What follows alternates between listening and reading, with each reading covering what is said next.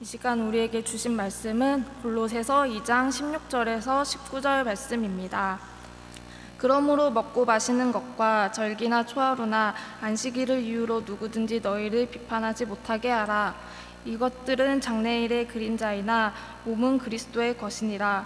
아무도 꾸며낸 겸손과 천사 숭배를 이유로 너희를 정죄하지 못하게 하라.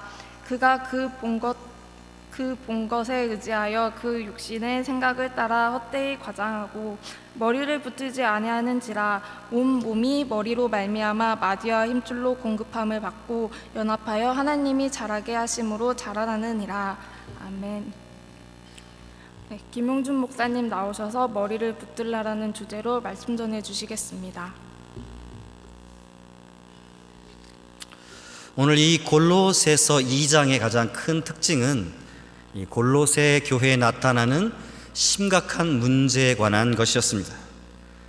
오늘 사도 바울은 인사를 1장에서 하고 그리스도의 위대성과 복음에 대한 선포를 더불어서 하면서 이제 2장으로 넘어와서 왜 이 편지를 쓰게 되는지를 설명합니다. 우리 4절 한번 같이 읽어보도록 하겠습니다. 골로새서 2장 4절입니다. 시작.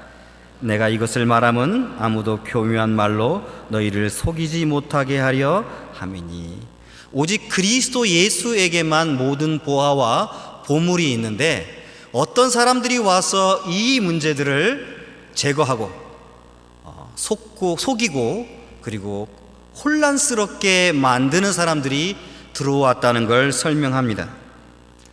이 문제는 비단 물론 골로새 교회의 문제뿐만 아니라 당시 사도 바울이 쓰고 있던 모든 편지의 대부분의 문제가 여기에 연결되어 있습니다. 그렇다면 어떤 문제였을까요? 우리 8절 같이 한번 읽어보도록 하겠습니다. 8절입니다. 시작. 누가 철학과 헛된 속임수로 너희를 사로잡을까 주의하라. 이것은 사람의 전통과 세상의 초등학문을 따르며 그리스도를 따름이 아니라고 하였습니다. 즉 두 가지 문제가 발생했던 것이죠. 하나는 그리스도를 따라가느냐, 아니면 하나는 이 철학과 사람들을 미혹해 하는, 그래서 헛된 속임수로 명명된 어떤 사고를 따라갈 것이냐의 문제입니다.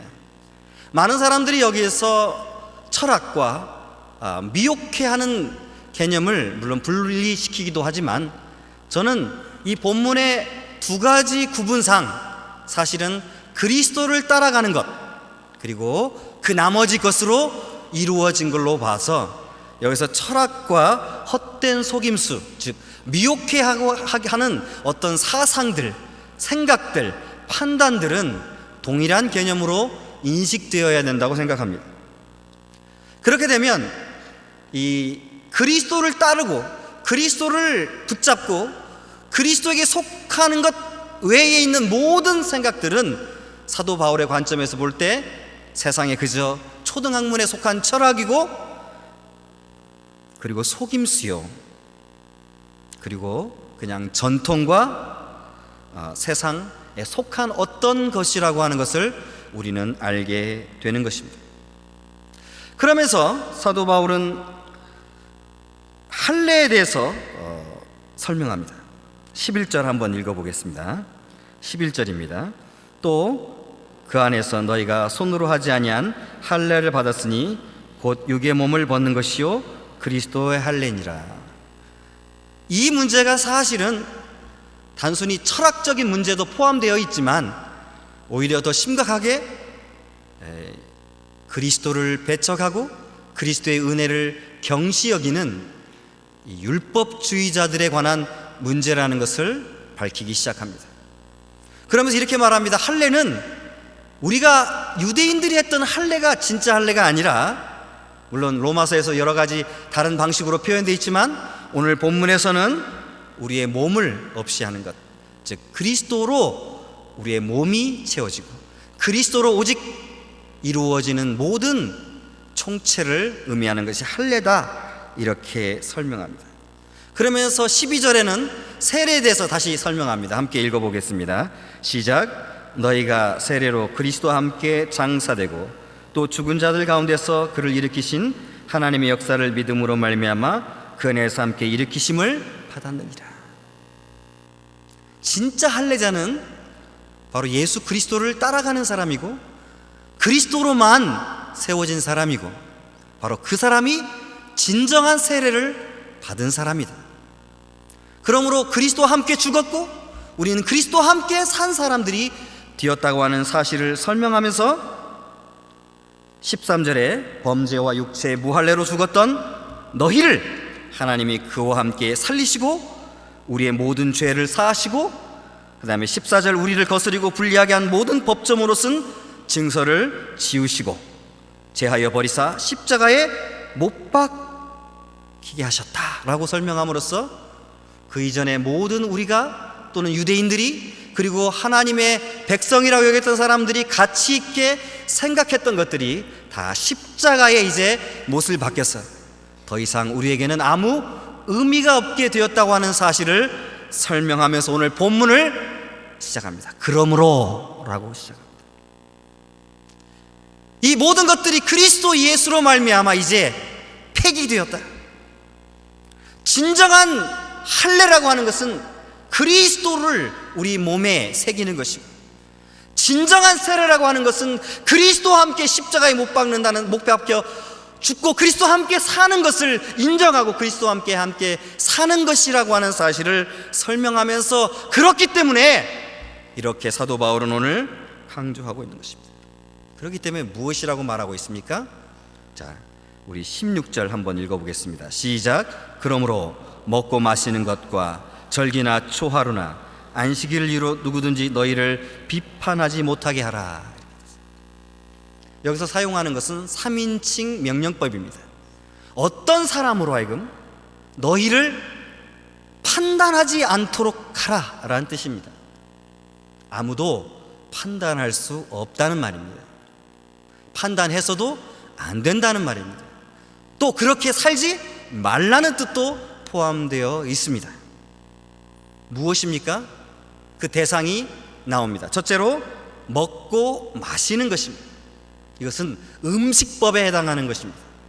유대인들이 가지고 있었던 음식법은 굉장히 복잡하고 다양합니다. 그러나 이제 원래 그 법은 우리가 광야에 있을 때 그리고 사실은 그리스도인 또는 유대인으로 살아가는 삶의 모습을 보여주기 위하여서 하나님께서 지정하신 것인데 사람들은 여기에 매여서 무엇을 먹느냐 무엇을 마시느냐 이렇게 규정짓고 그것들에 대해 중요하게 생각하게 되었다는 것을 의미합니다. 원래 이 법은 사실 유대인들의 건강과 바른 먹거리를 위하여 하나님께 주신 법입니다. 그런데 그것을 넘어서서 남을 정죄하고 판단하는 도구로 사용되어 버렸습니다. 그러니 이제 먹고 마시는 것, 즉 음식과 음료에 관한 그런 것 안에서 판단되지 말아라 또는 아무도 판단하지 않도록 해라 이렇게 말하고 있는 것입니다. 사실 우리 음식에 대한 사도 바울의 교훈은 여러분 잘 알고 있는 것처럼 고린도의 전서에 잘 나와 있습니다. 고기에 관한 문제죠. 당시에 이 고기는 원래 이방인의 신에게 제사를 드리고 시장에 풀려 나오면 서민들이 그 고기를 사서 먹게 되는 절차를 따랐습니다. 아무도 함부로 고기를 사실은 도축하거나 먹을 수가 없었죠. 이제 그리스도인이 되었습니다. 그리스도인이 되었는데 생각을 해보니까 이 시장에 나오는 이 고기는 사실 제사를 드리고 이방신에게 절을 하고 나온 음식이니까 그리스도인들이 고민을 하기 시작을 했던 것이죠. 사도 바울에게 묻습니다. 어떻게 이것을 해야 합니까? 먹어야 합니까? 말아야 합니까? 사도 바울이 이렇게 편지로 대답합니다. 무릇 누구든지 시장에서 나오는 것은 양심을 묻지 말고 먹어라.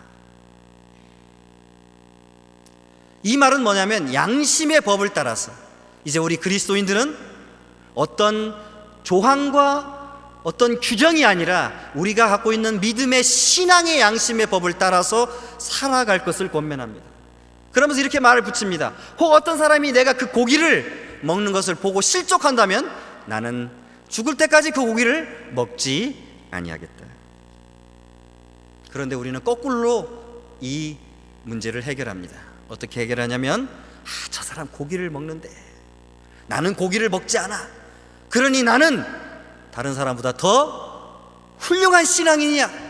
나는 좀 더 믿음의 위에 서 있는 신앙인이야 라고 우리는 스스로 자만하고 만족하게 된다는 것입니다. 그런 거 하지 말라는 것입니다. 아무도 이제 음식을 가지고 다른 사람을 판단할 수 있는 사람은 없다는 것이죠. 왜냐고요? 이미 앞에서 말했지 않습니까? 우리가 그리스도와 함께 죽었고 그리스도와 함께 살은 사람들이기 때문에 우리는 더 이상 이 세상에 속한 또는 어떤 사람의 전통에 속한 그런 문제들에 얽매여 살아가지 말라고, 그리스도를 바라보고 그리스도를 믿는 믿음의 양심을 따라서 살아가도록 요청하고 있는 것입니다. 우리 서문교회가 125년의 오랜 역사를 가지고 있습니다. 참 감사한 일이고 참 중요한 일이기도 합니다. 그러나 또 한편 바로 오늘 사도 바울이 말한 일에 심각한 문제가 걸릴 수도 있다는 것을 기억해야 합니다. 오래되었기 때문에, 오래된 그 전통이 우리들의 판단의 기준이 되어서는 안 됩니다. 이렇게 해왔기 때문에, 우리 교회가 이런 식으로 해왔기 때문에가 우리의 기준이 되어서는 안 됩니다. 오직 그리스도가, 오직 하나님의 말씀이 우리의 기준이 되는 것입니다. 왜냐하면 우리는 그리스도와 함께 살고 죽은 사람들이 되었기 때문입니다. 두 번째로는 절기입니다. 유월절 이런 것, 그 다음에 77절, 초막절 많죠. 특별히 5대 절기를 유대인들은 즐겨 지켰습니다. 그들은 그것을 지키지 않으면 마치 하나님의 백성이 아닌 것처럼 그렇게 규정하고 말았죠. 무슨 의미가 있을까요? 이제 그리스도와 함께한 이 사람들이 과연 이것을 지키고 지키지 않는 것이 어떤 의미가 있을까요? 라고 한번 되물어보면, 우리는 왜 이것을 자꾸만 지키라고만 이야기를 하고 지키면 어떤 의미가 있는지에 대해서는 말하지 않는 것일까요? 많은 유대인들, 이방인들과 함께 있었던 사람들이 외치고 있었습니다. 이것 지켜야 한다고. 유대인들은 왜 지켜야 하죠? 반문할 수밖에 없었던 것이죠. 바울이 말합니다. 그것은 사실은 더 이상 그리스도와 함께한 자들에게 의미 있는 일이 아니다. 마지막으로 안식일에 대해서 이야기합니다. 우리는 이 안식일을 자꾸 어떤 한 날을 숭배하는 개념으로 인식합니다. 안식일은 그런 날이 아닙니다. 안식일은 하나님께서 창조하셔서 하나님이 쉬신 날을 기념하여서 그의 백성들에게 쉬도록 요청한 날입니다. 이 날은 하나님의 날입니다. 이제 그리스도인들은 주님의 부활을 기념하여 안식일을 지키지 않고 부활하신 그 주님의 은혜를 기억하며 매 주일을 우리는 주일로 지킵니다. 그 주일의 원래 의미가 주님의 날이죠. 조금 더 구체적으로 설명하면 주님 부활하신 날입니다. 초대교회는 처음부터 안식구 첫날에 모여서 주님 부활하신 그 날에 부활하신 주님을 찬양하고 부활하신 주님을 예배하고 그 주님의 영광을 드러내며 함께 모였습니다. 떡을 떼기도 하고 예배하기도 하고 함께 위로하며 나누었습니다. 우리의 사도행전에 보면 잘 기록되어 있습니다. 그런데 언젠가 순간부터 유대인들이 다시 침투하기 시작했습니다. 여러분, 사도행전 15장을 보십시오. 거기에 첫 번째 공의회인 예루살렘 공의회가 나타납니다. 거기에 이방인들 향하여 4가지 결정사항 외에는 이방인들, 우리 형제들에게 짐을 지우지 말 것을 예루살렘 공의회가 결정합니다. 거기에 안식일이 없습니다. 안식일은 한 날을 지키는 것이 아닙니다. 안식일은 영적인 준수일입니다. 우리 주님이 부활하신 날을 기념하고 나를 위해서 죽으시다가 살아나신 그 주님을 바라보면서 우리가 매주 그 부활에 동참하며 부활의 증인으로서 살아가는 삶의 다짐과 의미가 있는 날이지, 그것을 지키냐 지키지 않느냐의 그 날이 언제가 아니냐의 의미가 아니라고 하는 사실을 이미 교회가 초기부터 정하여 우리에게 가르쳐 줬습니다. 이렇게 말하면 어떤 사람들은 그러면 주일 예배 안 드려도 되겠네. 정말 다른 곳에서 은혜를 받으시면 안 됩니다. 여기서 말하는 것은 우리가 구원을 받는 데 있어서, 이 절기가 우리와 의미가 동일하지 않다는 것을 설명해 주는 것이지, 그리스도인들이 부활하신 주님을 찬양하지 않아도 된다고 말하고 주님께 예배를 드리지 않아도 된다고 말하는 개념이 아닌 것입니다. 왜 그렇습니까? 왜 그 날들이, 그 절기들이, 왜 이런 안식일이 더 이상 그리스도인에게 다른 의미로 다가옵니까? 우리 17절 함께 읽겠습니다. 시작. 이것들은 장래일의 그림자나 몸은 그리스도의 것이니라. 이렇게 설명합니다.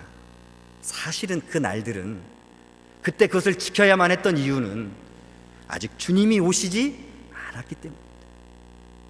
앞으로 그 실체이신 주님이 오시면 우리는 주님을 통해서, 우리는 주님만 바라보면서, 우리는 그리스도를 향해서 나아가는 것이지, 그 절기를 통해, 그 절기가 대신해서 우리를 구원해주는 그런 절기가 되지 않는다고 하는 것을 사도 바울은 가르치는 것입니다.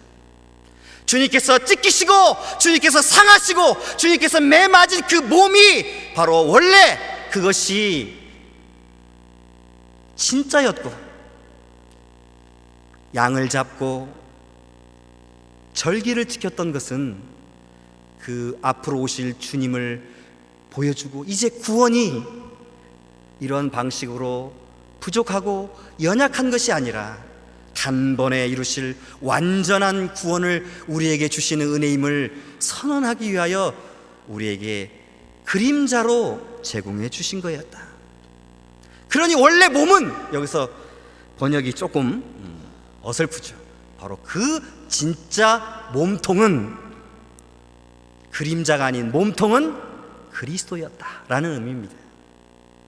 여러분 한번 보십시오. 밖에 나가면, 오늘 우리 종탑 앞에서 종을 쳤지 않습니까?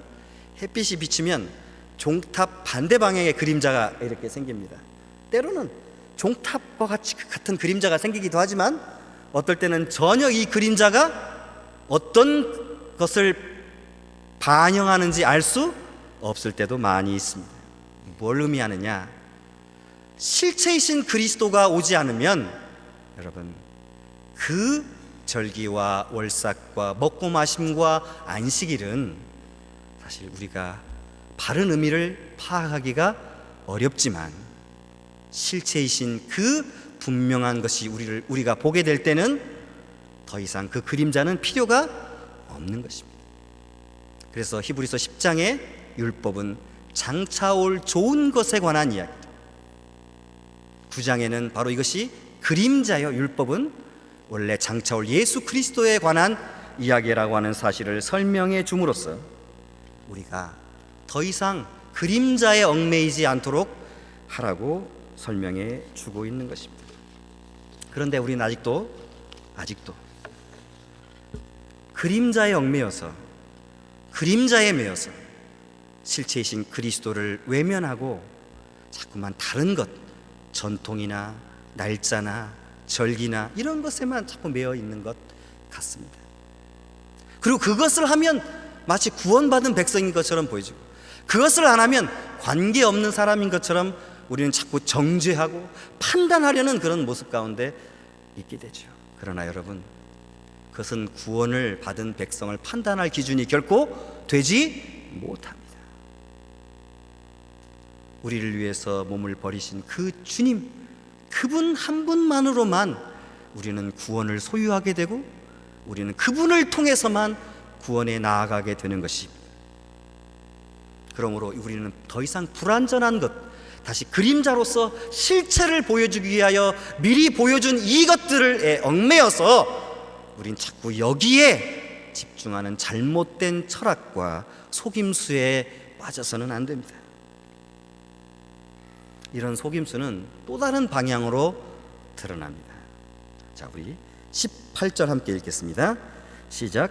아무도 꾸며낸 겸손과 천사 숭배를 이유로 너희를 정죄하지 못하게 하라. 그가 그 본 것에 의지하여 그 육신의 생각을 따라 헛되이 과장하느니라. 어떤 사람은 이렇게 말합니다. 난 천사를 봤어. 그러니 내가 본 천사가 우리의 신앙의 대상이야. 나는 기적을 봤어. 나는 능력을 봤어. 난 그걸 경험했어. 그러니 난 그것을 붙잡고 있을 거야. 이것은 여러분, 아까 절기에 매달리는 사람과 하등 다를 것이 없는 사람들이 말하지 않습니까? 사도 바울이 그 본 것에 의지하여 그 육신의 생각을 따라 헛되이 과장하는 것뿐이다. 우리가 보고 우리가 경험한 것이 우리의 신앙의 근거가 아니라요, 예수 그리스도만이 우리의 신앙의 근거이고 오직 하나님의 말씀만이 우리의 신앙인 근거인 줄 믿으시기 바랍니다. 우리가 조금만 눈을 돌리면요, 여러분, 금세 우리는 죄악을 향해 달려갑니다. 어느새 우리는 남을 정죄하고 잘못된 것을 붙잡고 있습니다. 우리는 그림자를 붙잡으면서도 마치 그것이 진짜 좋은 것을 붙잡고 있는 것처럼, 때로는 어떤 사람들은 이렇게 합니다. 사람을 의지하여 그 사람에게 머리를 조아립니다. 어떤 사람들은 사람에게 찾아가서 자기 머리 위에 손을 얹고 무엇인가 능력이 내려오기를 위하여 간구합니다. 여러분, 그런 어리석은 행동하지 마십시오. 아무도 그 사람을 구원할 수 없습니다. 내가 뭘 보았다고요? 내가 무엇을 경험했다고요? 그래서 뭐 어땠다는 것입니까? 여러분들은 그것을 의지하면 그림자 외에는 다른 것을 잡고 있지 않다는 사실을 기억해야 합니다. 그러나 오늘 말합니다. 머리를 잡읍시다. 사랑하는 성도 여러분, 머리를 잡읍시다. 머리를 잡으시기 바랍니다.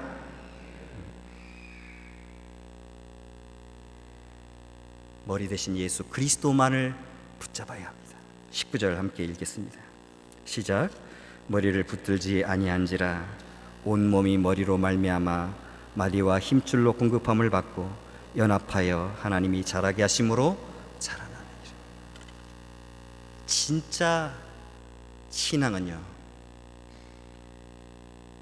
그리스도만을 붙잡는 것입니다. 아무도 우리로 하여금 그림자를 붙잡고 좋아하지 않도록 하셔야 합니다. 전통이요, 절기요, 내 자랑이요, 능력이요, 내가 또 무엇인가를 봤다고요? 여러분, 이 허망한 것에 빠져서 우리가 진짜 그리스도를 붙잡지 못한다면 무슨 의미가 있습니까?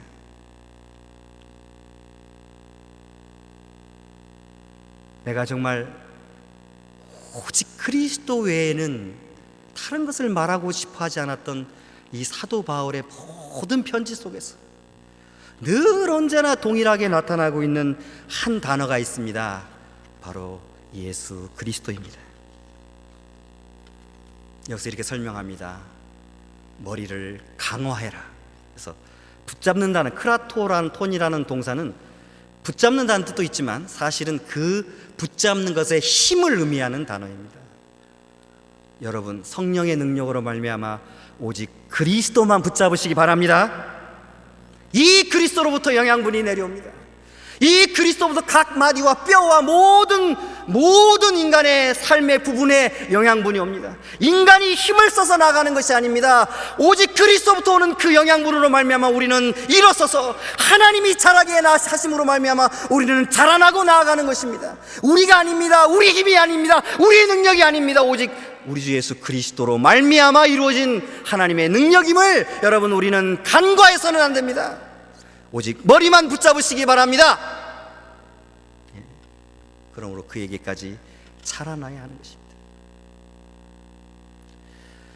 이제 결론을 맺고자 합니다. 사랑하는 성도 여러분, 우리는요 간혹 우리 자신이 갖고 있거나 내가 소유하거나 내가 또 보거나 내가 생각하는 어떤 것들이 모든 판단의 기준이 되고 그것을 붙잡고 나아가는 경향이 늘 있어옵니다. 오늘 사도 바울은 단호하게 말합니다. 그건 그림자, 버리고 오직 머리 대신 그리스도만을 붙잡으라고 얘기합니다. 서문교회 그리고 우리 사랑하는 성도님들, 오직 그리스도 외에는 다른 것을 붙잡아서는 안 됩니다. 오직 그리스도로 오는 그 머리로부터 오는 영양분 외에는 여러분 다른 것들을 생각해서는 안 됩니다. 밖에 나가면 어떤 것이 참 좋대, 어떤 말씀이 참 좋대, 어떤 것들이 참 신령하대, 유능하대. 제일 어리석은 사람들입니다. 오직 그리스도만을 붙잡고 그리스도만을 바라보면서 그리스도에게 나아가는 저와 여러분들이 되기를 주님의 이름으로 축원합니다. 기도하겠습니다. 사랑과 은혜가 많으신 하나님, 저희는 세상의 헛된 것을 마치 믿음인 것처럼 그것을 부여잡을 때가 많이 있습니다. 때로는 어떤 사람들이 속이기도 하고 저희 스스로 속기도 하여서 하나님께서 주시는 은혜를 우리가 망각하며 살아갑니다. 그림자를 붙잡고 있음에도 불구하고 그리스도를 붙잡고 있는 듯 착각할 때도 있습니다. 그러나 주님께서 저희를 구원하시고 은혜를 베푸신 것은 세상에 속한 것을 잡으라고 하신 것이 아니라 오직 머리 대신 그리스도만을 붙잡으라고 말씀하신 줄 믿고 주님만을 붙잡으며 나아갈 수 있는 저희들의 삶이 되게 하여 주옵소서. 미관절히 감사드리며 예수님의 이름으로 기도드립니다. 아멘.